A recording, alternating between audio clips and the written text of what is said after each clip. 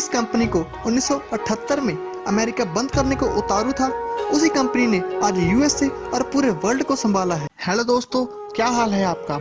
आप देख रहे हैं टॉप पर लिस्ट चैनल और मैं हूं आपका होस्ट और दोस्त राजन।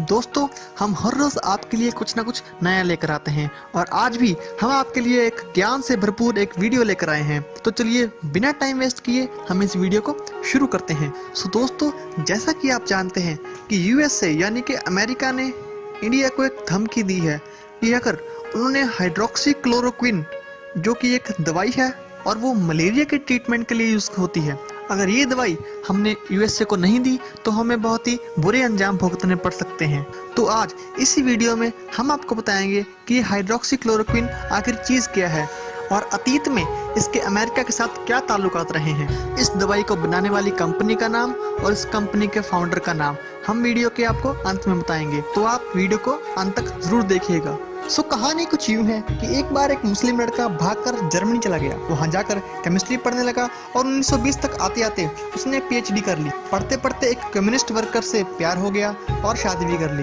तब तक हिटलर का गुंडा राज वहां स्थापित हो चुका था। वो दोनों वहां से भाग गए और इंडिया आ गए, मुंबई में। लड़का इंटेलिजेंट था और पढ़ा लिखा भी। उन्होंने सोचा कि दवाई की एक फैक्ट्री बनाते हैं और गरीबों को सस्ती दवाई देंगे। 1947 तक आते आते एक अच्छी कंपनी खोली और गरीबों की सेवा करने लगे, उन्हें सस्ती दवाइयां देकर। अब 1947 में पाकिस्तान और भारत अलग हो गए। वो मुस्लिम था, इसलिए पाकिस्तान ने ऑफर दिया कि वो वहां आ जाए, उन्हें एक अच्छा बिजनेसमैन बना दिया जाएगा। पर उस लड़के और लड़की के दिल में भारत बसता था और गरीबों के लिए प्यार था। उन्होंने वहां जाने से मना कर दिया। अब इस कपल को एक लड़का हुआ, उनसे भी इंटेलिजेंट और दरिया दिली वाला इंसान। अब यहाँ आकर ये कहानी इस बच्चे पर शिफ्ट हो जाती है। बच्चा बड़ा होता गया और अपने पिता के साथ काम करता रहा और गरीबों की सेवा करता रहा। बड़े होते होते उस बच्चे की माँ मीन्स वो जर्मन वाली लड़की, उसकी मौत होगी और पिता भी बीमार रहने लगे। अपने आखिरी टाइम पे पिता ने उसे अपना कारोबार सौंप दिया और कहा कि बेटा, इस कंपनी को अमीरों की कंपनी मत बनने देना और गरीबों का बहुत अच्छे से ख्याल रखना। अब पिता की भी मौत हो चुकी थी। लड़के ने अपनी होशियारी से इस कंपनी का बिजनेस और बढ़ाया और गरीबों की सेवा करता रहा। अपनी चालाकी के दम पर इस लड़के ने अमेरिका की महंगी दवाइयों के सॉल्ट पता कर लिए और उन दवाइयों को भारत में सस्ते दाम पर बनाने लगा और उन्हें गरीबों में बेचने लगा, वो भी सस्ते रेट पर। उधर इस बात का पता चलते ही अमेरिका चिल्ला उठा, कंपनी को बंद करने को कहने लगा, केस फाइल करने को कहने लगा। उस टाइम अमेरिका में इतनी हिम्मत नहीं थी कि हमें धमकी दे सके जैसे आज वो हर किसी को दे देता है। तो बिजनेस खराब होते देख उन्होंने इंदिरा गांधी से बात की, जो उस टाइम भारत की प्रधानमंत्री थी। 1980 के आसपास मीटिंग हुई उस कंपनी वाले लड़के और प्राइम मिनिस्टर की। इंदिरा गांधी जी ने कहा कि कंपनीज के कुछ असूल होते हैं, हम ऐसे दवाई नहीं बना सकते, उनके कुछ पेटेंट के कानून होते हैं। पर वो लड़का कहाँ मानने वाला था। वो बोला कि अगर ऐसी बात है तो आप पेटेंट के कानून ही बदल दो, हम आपके तरीके से दवाई बना लेते हैं।